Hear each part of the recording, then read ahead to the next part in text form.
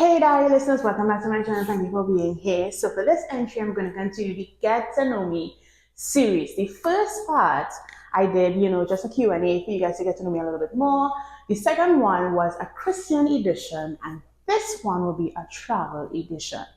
If you haven't gotten a chance to see the first two, don't worry. I will drop it in the description below so that you can get a chance to see it.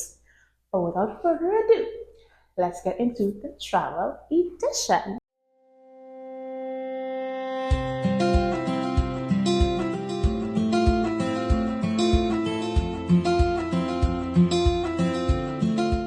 Alright, so while I organize my questions, I want to give you guys a moment to hit that thumbs up for me. Check to see if you are subscribed.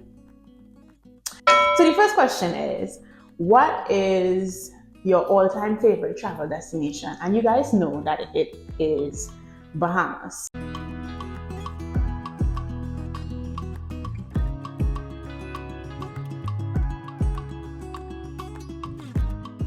Right, but I recently went somewhere, and I think that, I don't want to say it tops it, but I think it can go in first place with Bahamas, and that is New Orleans. That place is full of so much culture, history, music. The people are amazing, very friendly, that southern charm. Amazing. Question number 2. What is the largest trip you've ever taken? So the largest trip, the longest, was our honeymoon to Michigan. We spent, I think it was 12 days. Either 12 or 14 days. We spent a good amount of time, as we should. Right, so that's the longest trip I've ever taken. The third one, have you ever had a travel experience that didn't go as planned? That would have to be Curacao. So my boyfriend, who's my husband now, my boyfriend, my younger sister, my twin sister, and her boyfriend, fiance now, were going to Curacao. And my sister and her fiance went on a different airline, and my younger sister and Micah and I, went via another airline, and we had a stop in Panama. And we had no idea that the gate changed. Now, this was my first time flying to a huge airport, and it was confusing.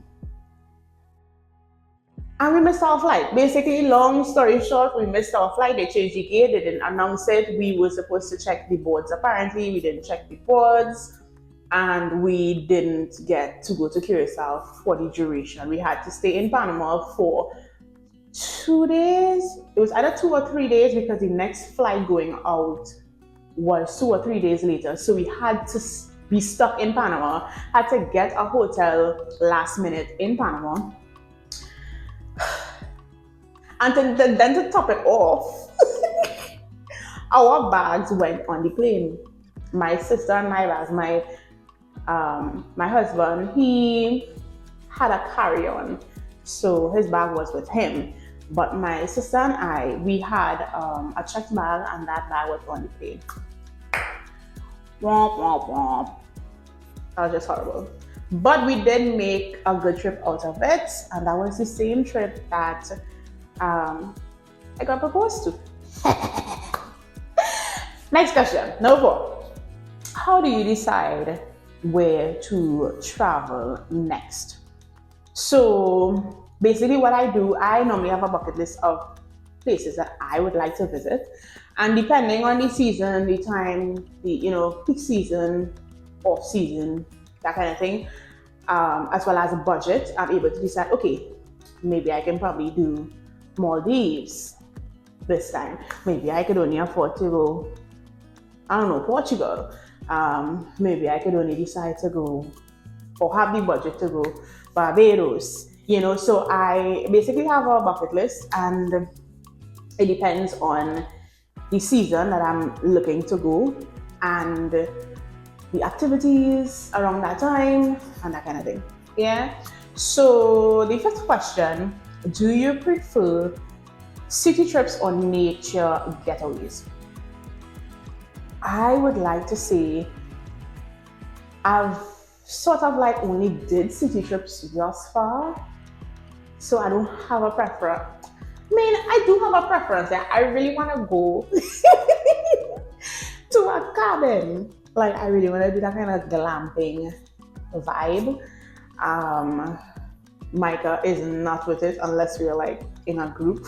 But I love it. That whole cabin in the woods situation, that kind of element vibes, lifetime vibes. But yeah, he's not with that. Being out there alone in the woods by ourselves. Mm-mm. But I would love to. That would be my preference. But I only have um, experiences with like islands and cities. So yeah. Next question. What is the first place on your travel bucket list? That'll be Greece. I want to go Greece so badly. So badly. And one day I will. In Jesus' name. The seventh question. What is your favorite mode of transportation when traveling? So for me, it depends. It depends on the activities we have planned. It depends on the ability to rely on the public transport. So let's say, for instance, in New York, public transportation is it, because it can be a lot in terms of finding a park. The traffic is insane, and it's just better to go via public transportation. I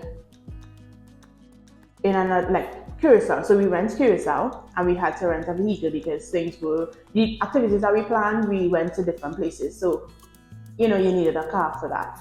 And I don't think they had like reliable transportation around. Yeah. So it depends, right? So I don't have a fixed or favorite mode. It all depends on the location, the activities that we have planned, if it's nearby or if it's far or like, scattered. Yeah. Number 8. What is your biggest travel pet peeve? When people stand when the aircraft lands. So, like taxiing to the jet bridge and you kind of hear that engine kind of like stop. Why do people get out of their seats? Why? Now I can understand, being seated for a long time and, you're frustrated or you're just trying to get off. But as soon as the plane lands, that is the most annoying thing to me. The jet bridge still has to connect to the door. First class still have to get off the plane. Where are you going? Where are you going? So that is my pet peeve. I don't know. I just why? Anyway. Number 9. How do you document your trips? So you guys know I love pictures, my selfies. So I take my pictures, and I really want to get into scrapbooking. It's a thing that I learned here. So it's basically like journaling, but with pictures and doing it chronologically. So I think that'd be really dope. I have the stuff to start. I have the albums. I have some stickers and all that. I have the pictures, and it's just to actually sit and do it. I've been procrastinating that for a couple months, right? But I really want to get into scrapbooking because I'm like, okay, what I'm going to do with all these pictures. I don't want something to happen and I lose them, because you know how technology is. Yes, you can save it on a cloud, but something can happen. So I rather have something physical. I'm like that type of person. I like to have physical stuff. Even like if I'm reading or something, I like to see things highlighted. I prefer an actual book instead of like a Kindle or reading from a Google Doc or something like that. I actually prefer the hard copy. So yeah, I want to get into scrapbooking, but you guys know videos, photos, that's my thing. Right, question 10. Do you prefer solo travel or traveling with others? I prefer traveling with others just because we get to create memories. I don't want to say I don't like solo traveling, because that could be a breeze too. But in terms of safety and just creating memories with another person or persons, that is chef's kiss. I love it. 11.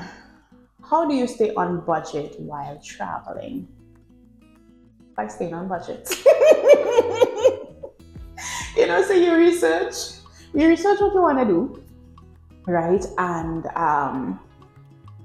I have like how much this activity will cost, the taxes included, because in America everything is taxes, everything, right? So the taxes included, the stay, public transportation or rental, or my contributions if we're going in a group or that type of thing. And stick to budget, because it also depends on if I have another travel coming up. So like if I know I have something coming up pretty soon or in like a month or two, I am not trying to like overspend on one travel and then be scrunting for the next one. You know what I mean? So yeah, staying on budget. How? By staying on budget. Let's stay on budget. Right? Number 12. What is your favorite thing about traveling? For me, it's all about just the new experiences, seeing a new place, tasting new foods, getting to know the people that live there. Sometimes I have like a little pinch me moments nearly every single trip I go on. I'm like, oh my God, I actually have people living here. Like, duh, but I always have like pinch me moments. I'm like, oh my goodness, and I'm always eager to, talk with the locals, even if it's in a different language, try to speak in the different language. But yeah, just new experiences and just embracing the blessing or opportunity to be in someplace new. Yeah, it kind of humbles me a bit. It's like, wow, because some people don't leave their state, some people don't leave their home countries to go anywhere, and I think that's a big blessing that I get the opportunity to travel to different places, see different things, expand my mind, not just to be stuck in one place or to just have that closed-mindedness, if that makes sense. Yeah. Question 13. What's the best food you've eaten while traveling? The best thing I've tried and I really liked was a thing called, I don't know if I'm going to pronounce it right. It's called sukai in St. Lucia. So basically it's like pork sauce. If you're not Trinbagonian, it's like pork in chow. Well then if you're not a Trinbagonian, you might know what chow is. It's like I don't want to say it's grilled. It's prepared in such a way where it's not grilled. It's kind of grilled but not boiled. I don't know. Somebody could probably help me out, but it is delicious. If I find a picture, I will try and see if I can attach it, but it's amazing. It's called sukai. Sukai. Yeah, I think that's what it is. It's amazing, right? What is the most beautiful place you've ever visited? For me, I think I don't have a most beautiful place because I think every place is beautiful. It's different in their own way based on the history, the culture, the ethos of the people, and every place is beautiful in its own way, just like all of us are. You won't be like, oh, you're so ugly. No, nobody is ugly. Everybody is beautiful in their own way. Despite some people might have some real ugly traits, nobody is ugly. And just like these countries, no, I don't think anywhere is ugly. I think everywhere is beautiful in its own way. Love it. Okay. 15. Do you have any funny or embarrassing travel stories? I don't know. I don't have a funny one, but I don't know to say if this is embarrassing. I did feel violated, right? I felt violated, right? So, remember I gave you the story about Panama. We missed our flight to go to Curacao, and then we got back. We got a flight 2 or 3 days later, and we went to Curacao. We enjoyed Curacao, and coming back from Curacao, we had to pass through Panama again, and there were undercover officers at the end of the jet bridge. And what it appeared to be, allegedly, they took the passports of every Afro person on the plane. So anyone that had any touch of extra melanin, their passport was taken and we had to go to a room. So it was probably about 8 to 10 of us on board of an entire plane. I think it was like an embryo on Airbus. So imagine the size of the plane and only this handful of people they took, right? And why I said I felt violated, it's because we were given no explanation. We were given, I just sort of felt like a criminal, basically. And they escorted us into this room, and we had to pass through a scan. It's a different type of scan, scanning machine. The reason why I know is because I looked at the screen in another section, like I was able to peep and see what exactly it is that they're doing, because they did not explain anything, right? And the way how the machine is, you have to stand with your feet spread apart and your arms out, and that machine passes over your body. Was it over? Oh, I think it was in front. It was either in front or over, right?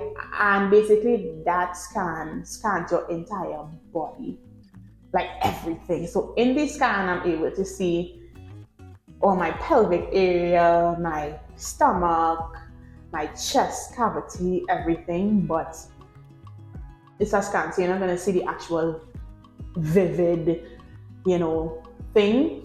But I'm able to see if anything is inside of me. I mean, I understand they needing to do their jobs.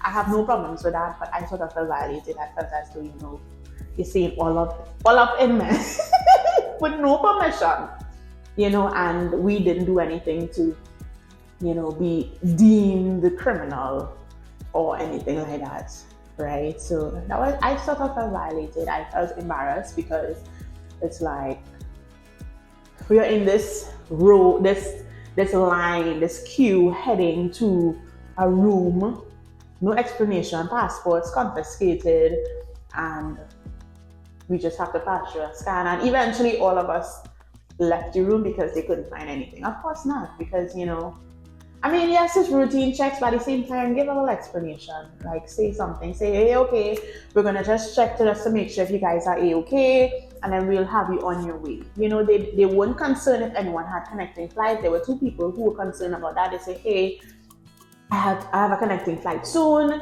How soon can we get this done? And they were not nice. Just to put it that way, they weren't nice. I felt violated. I felt like a criminal, and it was just horrible.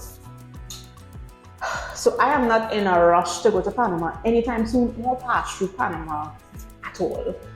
Like, I'm not in a rush. If I have to go back, maybe I will, but to say I'm in a rush, no.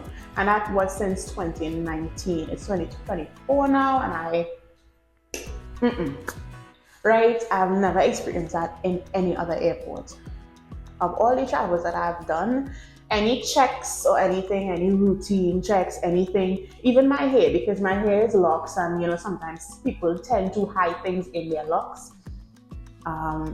Agents or security officers or TSA employees would say, hey, can we just check in your hair? Sometimes I would take it out and I would shake it, and they'll say, okay, ma'am, thank you so much. You didn't have to do all of that, but okay, Or some of them would be like, can I touch your hair? Do I have permission to touch you? And I'm like, yeah, go ahead. And I'll lean, and they will just pat it and make sure that, it's okay. And they have on gloves, which I appreciate. Sometimes they change the gloves right there and then, and I appreciate that. But that instance, that was a no-no for me. Yeah, and I think I'm kind of still upset by it because I don't have any intention of going back there anytime soon. But oh well. Okay, so next question. 16. What's one travel destination you wouldn't visit again and why? I think that'll be Panama. But I don't want to say I don't want to visit ever again. I'm just giving it some time. Yeah? So, yeah, not too keen right now. I'm not eager in any way to go back there. 17. What is your favorite type of accommodation? That would all depend too on if I am with just Micah. If I'm just with Micah, I prefer to do a hotel. If I'm with friends, I prefer to do an Airbnb, or even if it's a large group of family, an Airbnb. Airbnbs are better when you can like split the costs and stuff. So yeah, I'll choose Airbnb for that. And if it's just Mike and I, a hotel, because it's more private, intimate, safe, and just better, I find, especially if they have free breakfast. Amazing.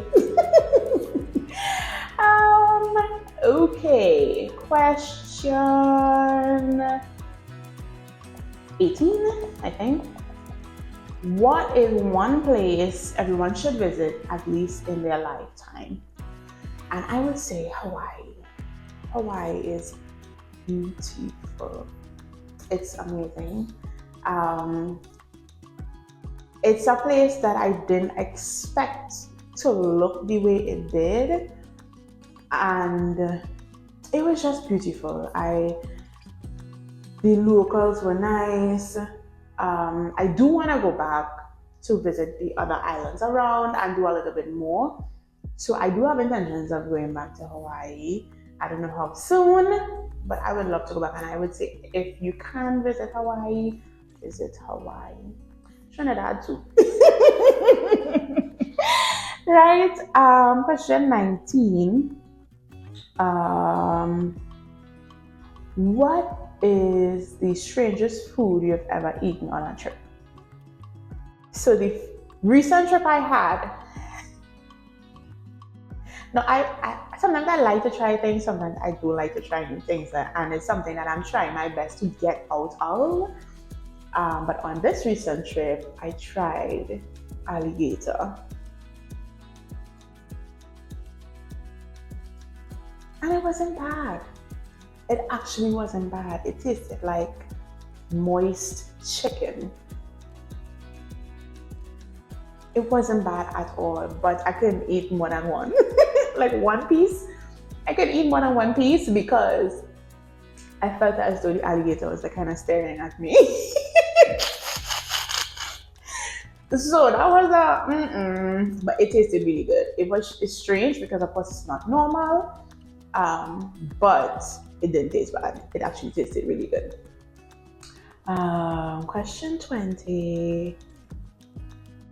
Um, do you prefer beaches or mountains?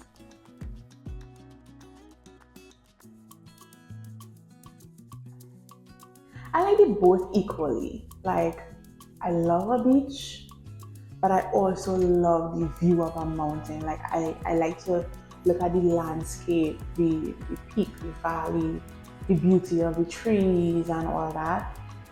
Um, I don't have a preference.